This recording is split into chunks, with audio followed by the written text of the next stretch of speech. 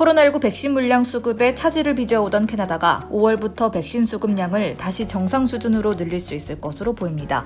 캐나다의 백신 공급 총책임자인 데니 포틴 군소장은 29일 발표를 통해 최근 생산 차질 문제로 몇 주간 공급이 지연됐던 모더나 백신이 5월부터 재보급될 예정이라고 밝혔습니다. 모더나 측은 당초 캐나다에 전달되어야 할 130만 회분의 백신 중 절반에 해당하는 65만 회분을 전날 공급하고 오는 5월 둘째 주부터 100만 회분의 백신 선량을 추가로 전달할 계획입니다. 푸틴 군소장은 모더나 백신의 공급 차질로 빚어진 지난 물량 부족 문제에도 4월부터 6월까지 처음에 제공받기로 약속한 1230만 회분의 접종분을 모두 받을 수 있을 것으로 예상했습니다. 화이자 백신의 경우에는 5월부터 매주 200만 회분씩 전달되고 오는 6월에는 매주 250만 회분씩 전달되어 앞으로 몇 달 안에 백신 공급량이 급격히 증가할 것으로 보이는데 캐나다 당국은 올해 2분기에만 2,420만 회분의 화이자 백신이 반입될 것으로 기대하고 있습니다. 앞으로 5주 동안 캐나다에 수급될 총 백신 물량은 지난 5개월 동안 도착한 총 물량 수와 맞먹는 수준입니다. 이에 따라 캐나다의 코로나19 백신 접종 진행 속도는 눈에 띄게 증가할 가능성이 큽니다. 당국은 또한 오는 캐나다 데이까지 4,800만 회분에서 5천만 회분의 백신이 캐나다에 도착할 것으로 전망했습니다. 이는 캐나다 내 모든 성인들에게 최소한 한 번 이상의 백신 접종을 할 수 있을 만큼의 충분한 양으로 일상으로의 복귀 시점 역시 빨라질 것으로 기대됩니다. 다음 소식입니다. 한국 정부가 코로나19 백신 접종 완료자에 대해 오는 5월 5일부터 2주 자가격리 의무를 면제한다고 밝혔습니다. 코로나19 예방접종을 모두 완료한 경우 확진자와 밀접하게 접촉했거나 해외에서 입국했더라도 진단검사 결과 음성 확인만 되면 자유로운 활동을 보장하기로 한 것입니다. 윤태호 중앙사고수습본부 방역총괄반장은 28일 정례 브리핑에서 이 같은 내용을 밝히며 대신에 2주 능동감시를 하면서 총 2차례 검사를 시행할 것이라고 설명했습니다.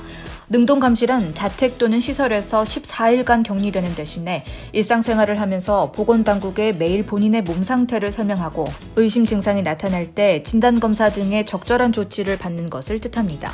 완화된 수칙이 적용되는 대상자는 국적을 막론한 접종 완료자로 백신별 접종 횟수를 모두 맞고 면역 형성 기간인 2주를 보낸 이들입니다.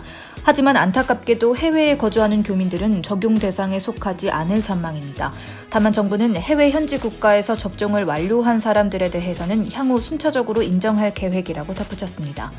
이는 한국에서 승인한 백신이나 상대국에서 승인한 백신이 서로 다르고 또 향후 어떻게 인정할지 등을 협의해야 하기 때문에 이를 적용할 시간이 필요하다는 설명입니다. 최 팀장은 현재 해외에서 접종을 완료한 사람들은 접종 완료자로 인정하지 않고 있지만 향후 상호주의 원칙이나 협약 등을 맺어 순차적으로 인정해줄 예정이라고 전했습니다. 단 발표에 따르면 한국에서 허가되지 않은 러시아의 스푸트니크 V 백신이나 중국의 시노팜 백신을 해외에서 접종하고 입국한 사람은 자가격리가 면제되지 않습니다. 또 남아공이나 브라질 등 변이 바이러스가 유행하고 있는 국가에서 입국한 사람들 또한 면제 대상에서 제외될 방침입니다. 다음 뉴스입니다. 캐나다의 올해 1분기 국내 총생산이 연율 6.5%가 증가한 것으로 나타났습니다. 30일 캐나다 통계청은 올 2월 캐나다의 국내 총생산은 이전달 대비 0.4%가 상승했다고 밝혔습니다.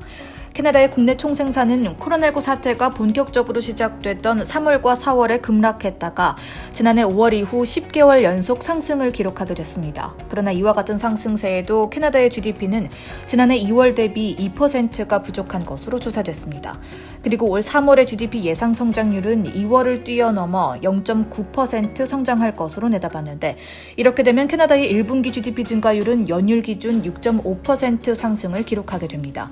올 2월 GDP는 총 20분야 중 14개 분야에서 상승을 이뤄낸 가운데 특히 소매업은 지난 2달간 부진하다가 4.5%가 상승했습니다. 소매 판매 업종 중에서는 스포츠 취미용품 서적 악기 매장과 의류 액세서리 매장 그리고 가구 가정용품 매장이 두 자릿수 상승을 이뤄냈고 자동차 딜러샵과 부품 매장의 활동도 활발해지면서 이전 달 대비 4.9%가 상승했습니다. 또한 올 2월 전국적으로 경제 봉쇄가 완화되면서 숙박 요식업의 GDP는 3.5% 상승하며 5개월 만에 처음으로 모처럼 성장하긴 했지만 4월 이후 다시 3차 확산이 진행되면서 여러 주의 경제 제재 강화로 숙박 요식업의 향후 전망은 그다지 밝지 않을 것으로 보입니다. 건설업도 이전 달 대비 2%가 상승하며 3달 연속 상승세를 이어간 반면 채굴채석 석유 및 가스 추출업은 2.8%가 하락하며 6개월 만에 처음으로 마이너스 성장을 기록했습니다. 다음 소식입니다.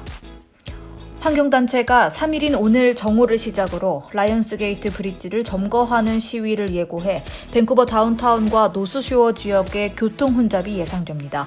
기후변화 문제 해결을 촉구하는 환경단체 멸종저항 밴쿠버 지부는 SNS 계정을 통해 3일 오후 12시 스탠리파크 남쪽에 위치한 데보니안 하버파크에 모여 라이온스게이트 브릿지를 점거할 예정이라고 밝혔습니다.